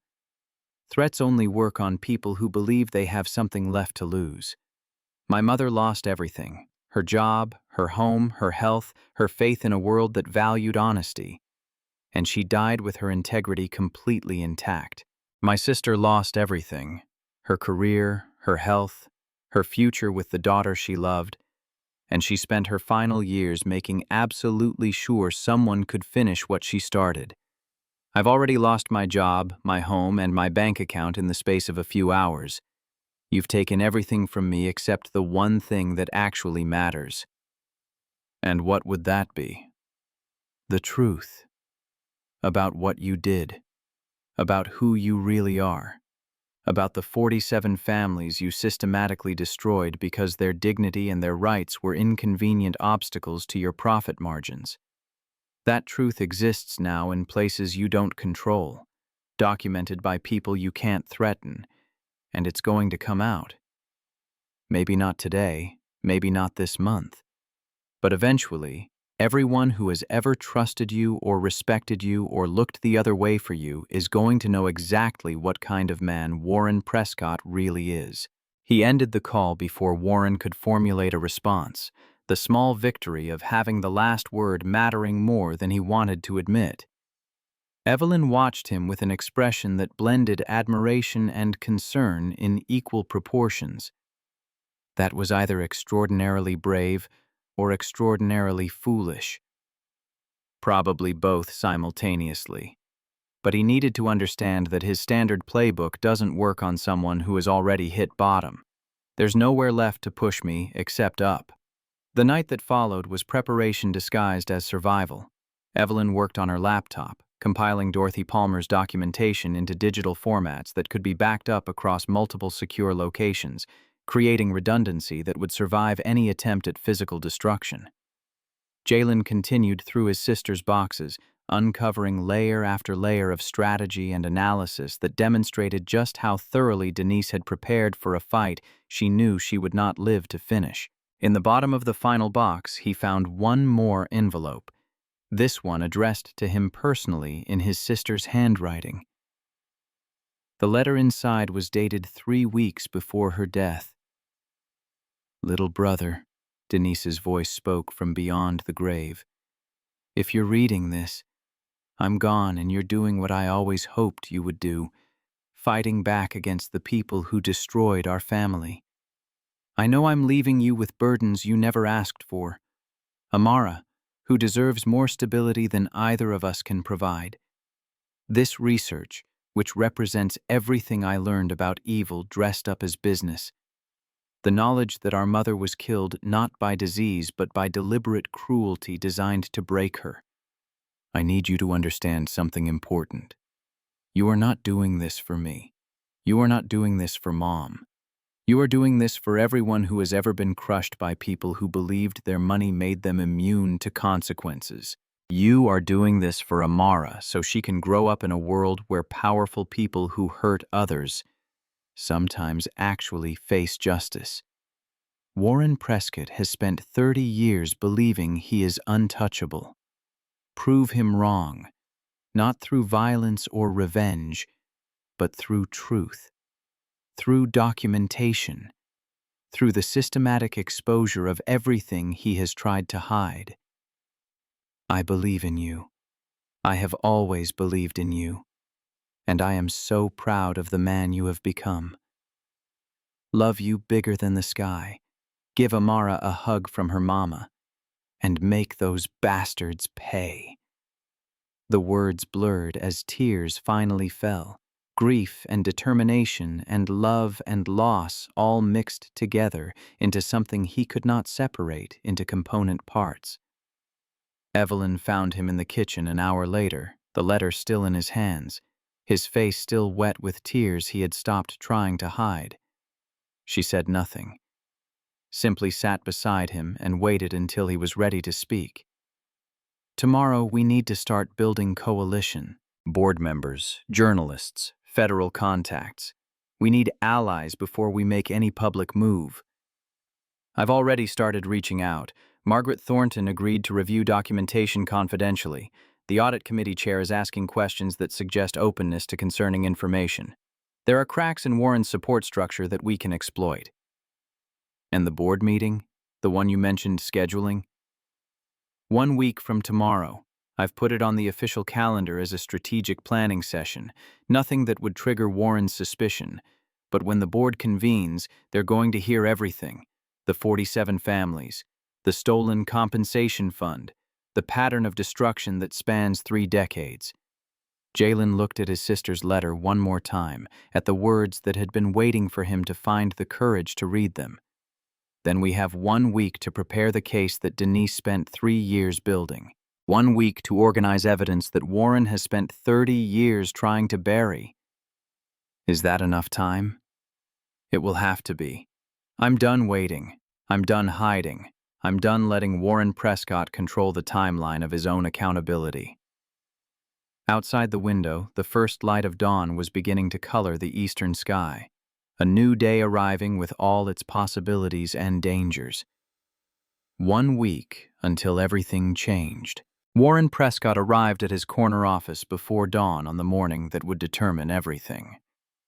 The Baltimore skyline spread beneath his windows like a map of territory he had spent 30 years conquering. Buildings his company had developed, neighborhoods his decisions had transformed, lives his power had shaped in ways most people would never fully comprehend. He had built an empire from the raw materials of other people's desperation, and he had protected that empire with the ruthlessness that success required. His phone displayed 17 messages from the security team he had positioned throughout the city. Evelyn had left her apartment at 6:15, driving her own car rather than using a company vehicle.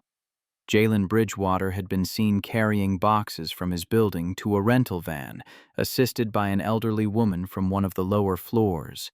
The board members were arriving in ones and twos, their faces captured by building security cameras displaying expressions that suggested conversations had been happening without Warren's participation or knowledge. Preston. Warren's voice carried across the office to where his CFO sat reviewing financial documents with the particular attention of a man searching for vulnerabilities in his own defenses. What's our exposure if everything Dorothy Palmer gave them becomes public? Preston Holloway looked up from the papers, his face carrying exhaustion that had accumulated over sleepless nights. Significant. The compensation fund transfers alone could trigger SEC investigation. The personnel files show patterns that any competent prosecutor could frame as systematic discrimination, and the connection to Coastal Holdings.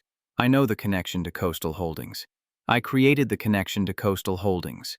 Warren moved to the window, watching the city wake beneath him. What I need to know is whether our legal protections will hold. Against civil litigation? Probably. We have documentation that supports alternative interpretations of every decision.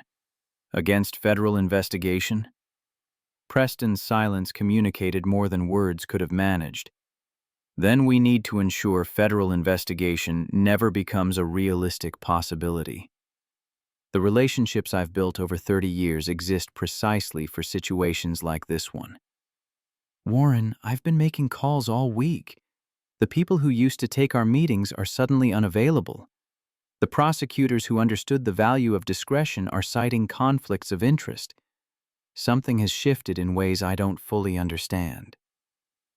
The door to Warren's office opened without announcement, and Evelyn entered with Jalen Bridgewater 2 steps behind her. She wore the navy suit that she reserved for board meetings and confrontations, her blonde hair pulled back in the severe style that Warren had learned to associate with her most dangerous moods. The maintenance worker, though Warren was beginning to understand that description captured nothing essential about the man, carried a briefcase that looked heavy with consequences. "Uncle." Evelyn's voice carried no warmth, no familial recognition.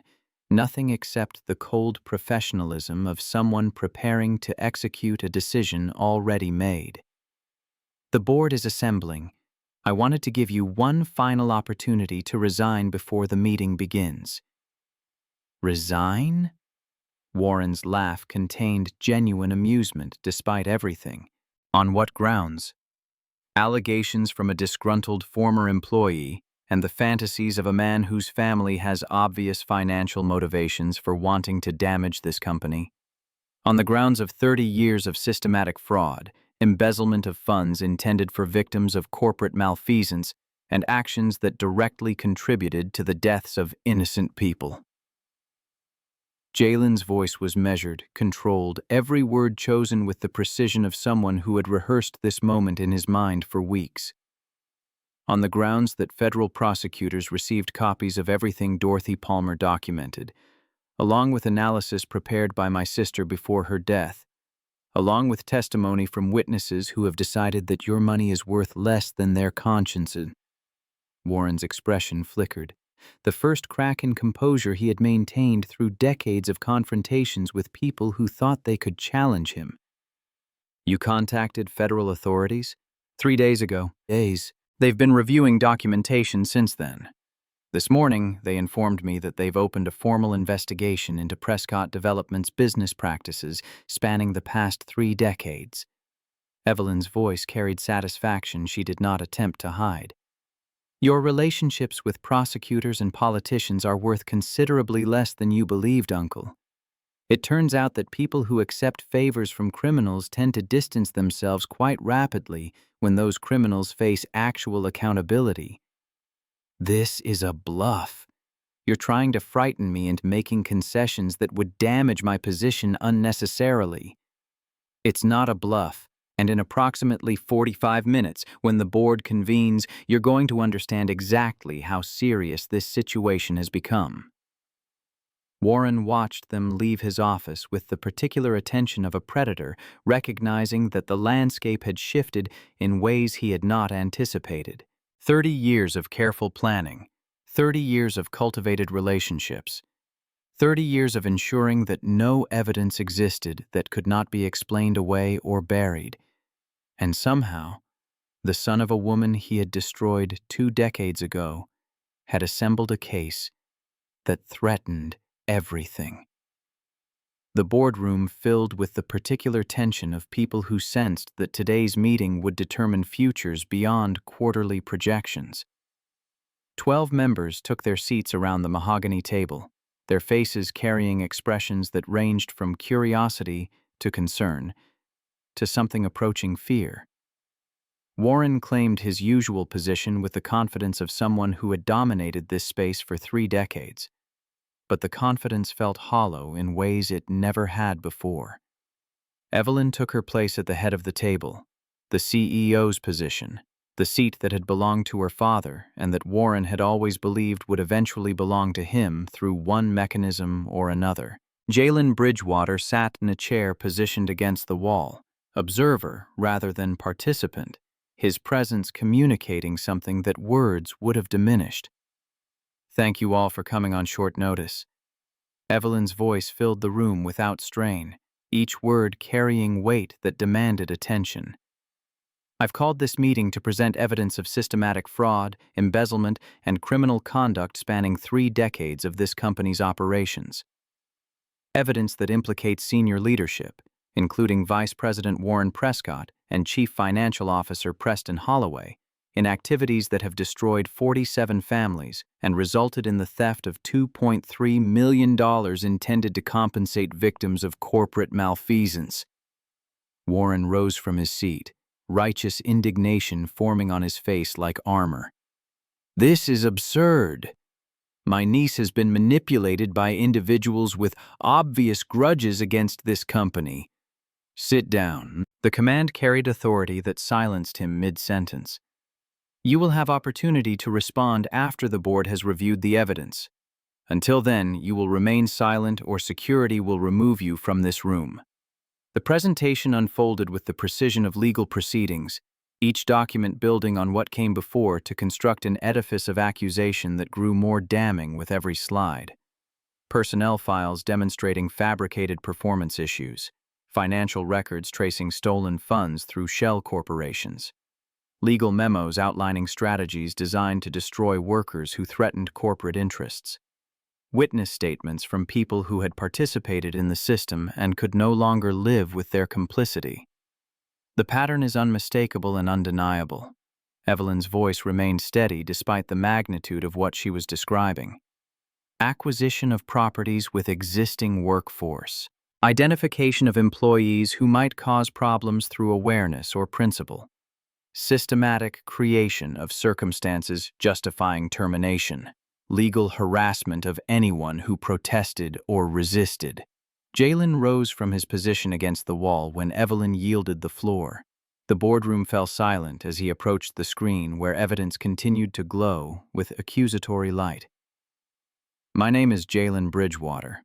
20 years ago, I was a child living in Millbrook, Virginia, where my mother worked at a hotel this company acquired. My mother, Gloria Bridgewater, was targeted for destruction because she noticed financial irregularities and refused a bribe to ignore them. The lawsuit that Warren Prescott ordered against her lasted 18 months.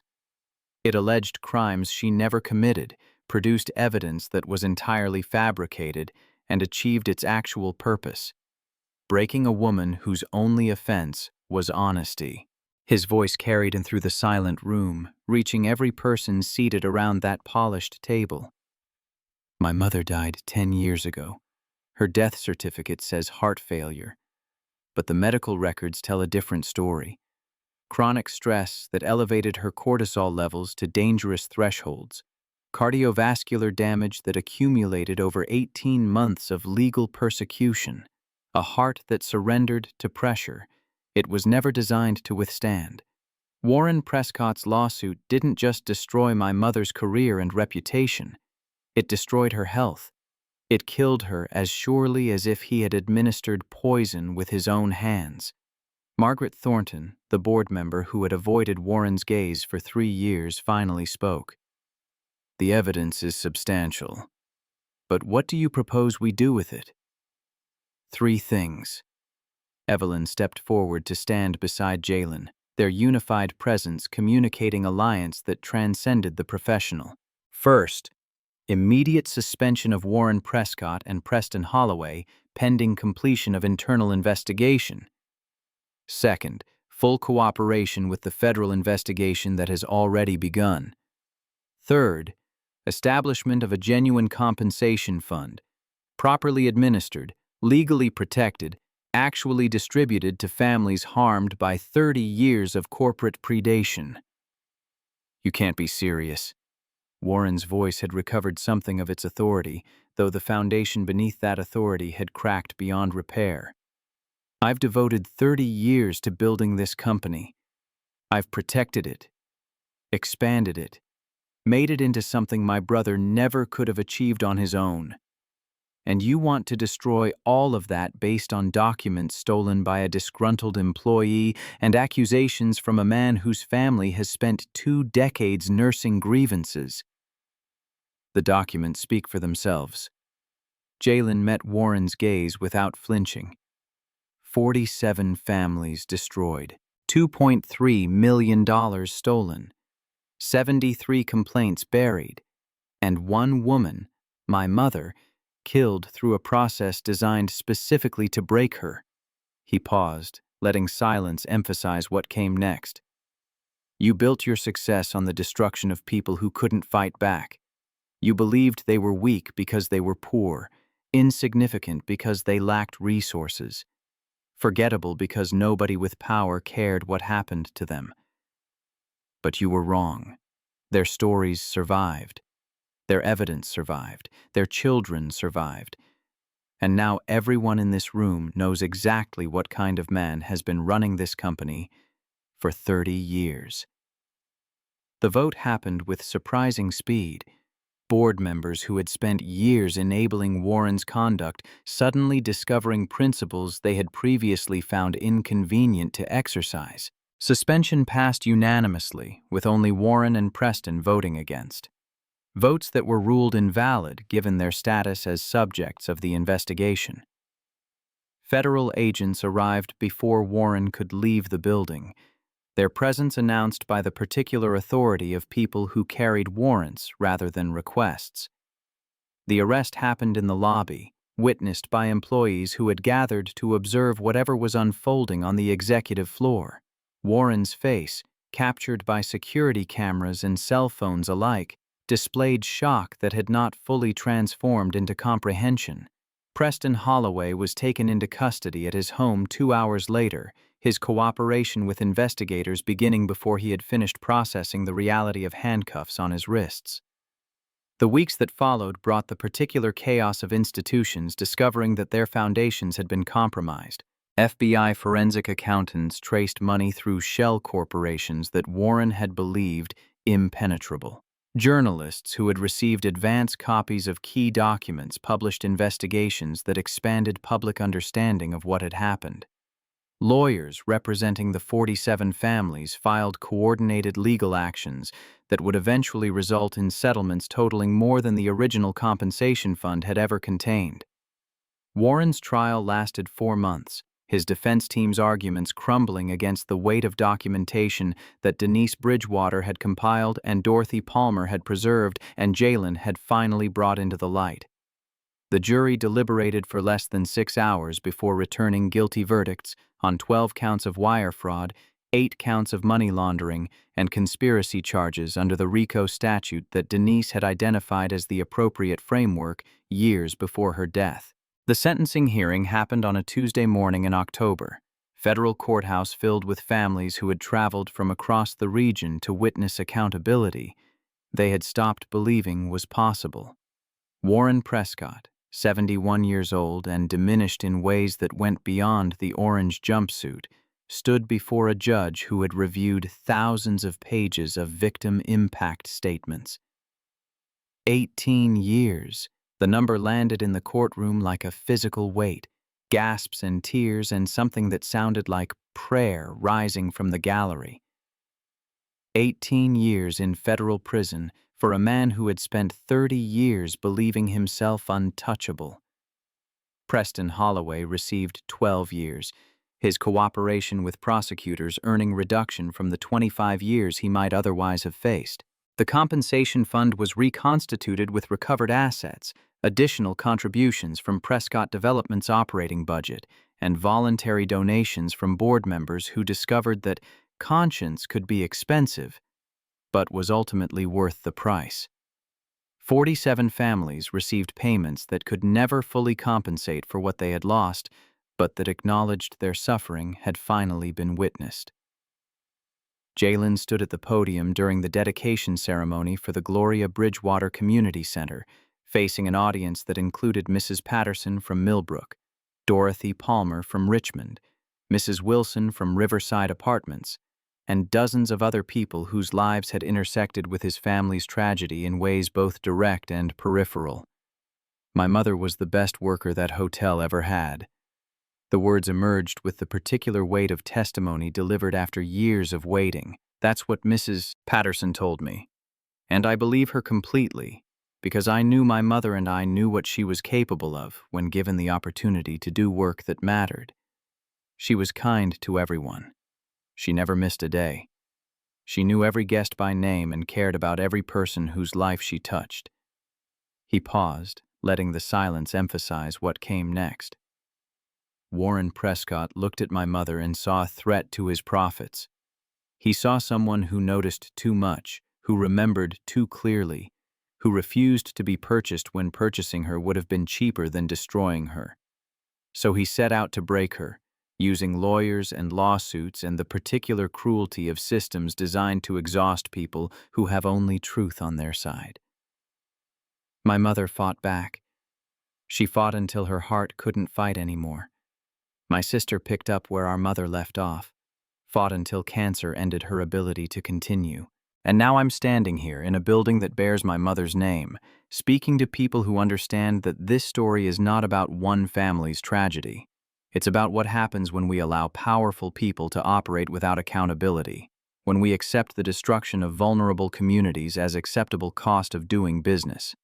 The Gloria Bridgewater Community Center would serve thousands of families in its first year, providing legal assistance to workers facing unjust termination, housing support for families threatened with displacement, educational programs for children whose futures might otherwise be limited by circumstances beyond their control.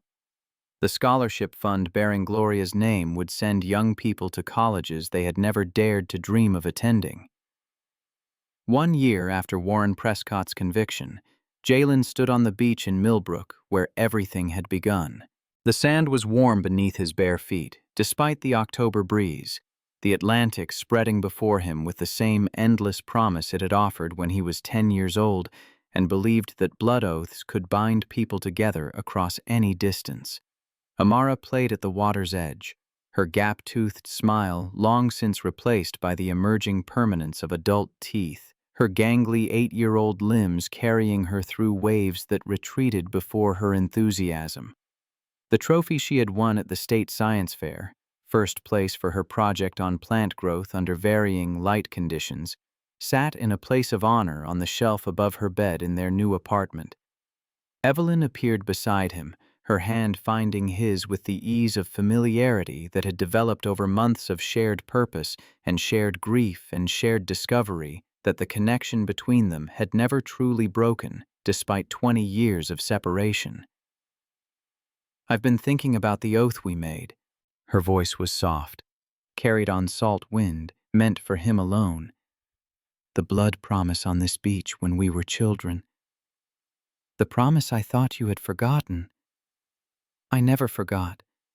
I just didn't understand what I was promising, what it would cost to keep that promise, what we would have to become to honor it." She turned to face him, her blue eyes holding something that had grown beyond childhood friendship into territory neither of them had anticipated. "I want to make a new oath. Not in blood this time. Just words, and the commitment to mean them for the rest of our lives." "What kind of oath?" "The kind where I promise to keep showing up. Not because you need me to, though I hope you'll always need me at least a little. Because I want to. Because showing up for you and for Amara has become the most important thing I do." She paused, her gaze steady on his. "And I want you to promise the same thing, that you'll let me show up. That you won't push me away when things get hard because you think you need to carry everything alone." "I promise." The words came easier than he had expected, released from the place where he had held them waiting for someone worthy of receiving them. "I promise to let you in. I promise to build something together instead of just surviving alone. I promise to believe that I deserve the happiness you're offering."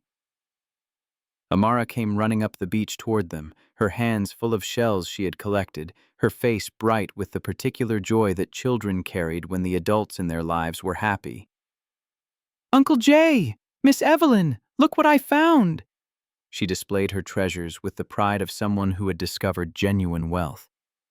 "This one has purple in it, and this one is shaped like a heart, and this one—" She held up a small spiral shell, its surface catching afternoon light with iridescent shimmer. "This one is my favorite because it's not perfect, but it's still beautiful." That's a good way to think about things. Jalen knelt to examine each shell with the serious attention it deserved. Sometimes the imperfect things are the most valuable because they've survived whatever tried to break them. Can we keep them? All of them? We can keep them forever. Evelyn knelt beside them, her presence completing a picture that Jalen had not known he was waiting to see until it finally materialized. "Maybe we can make something with them. A decoration for your room in the new place." "Our new place." Amara's correction was gentle but firm. "You live with us now, so it's our place, for all three of us." The word family hung unspoken in the salt air, too precious and too new to be pronounced aloud, but present nonetheless in everything that connected them.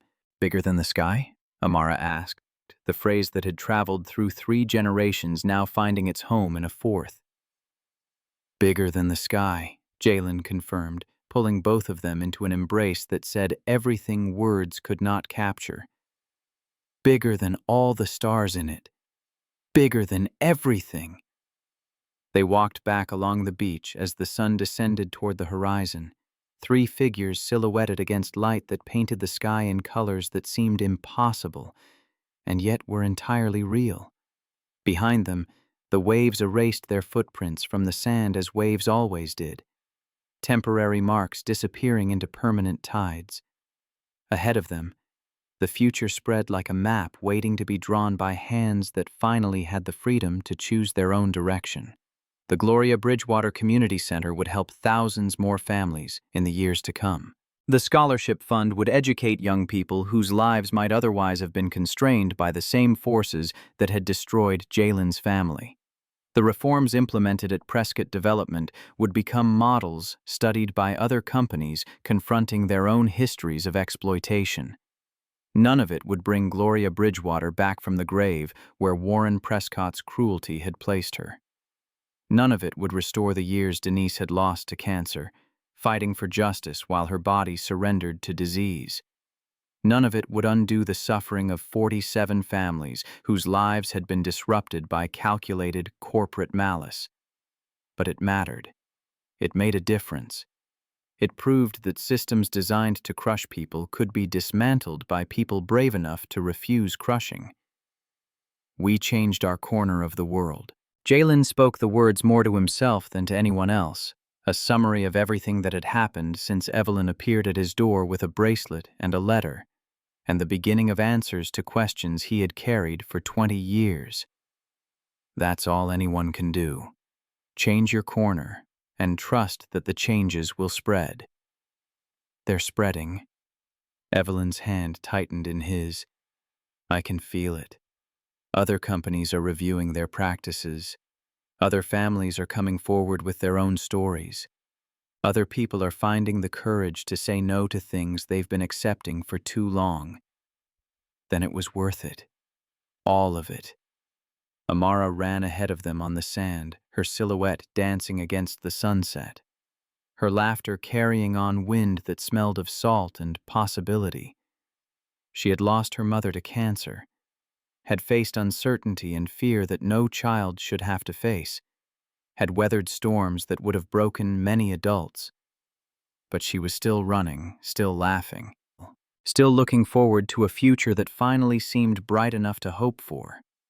Jalen thought of his mother, of her smile in the photograph that now sat on the mantel of their new apartment.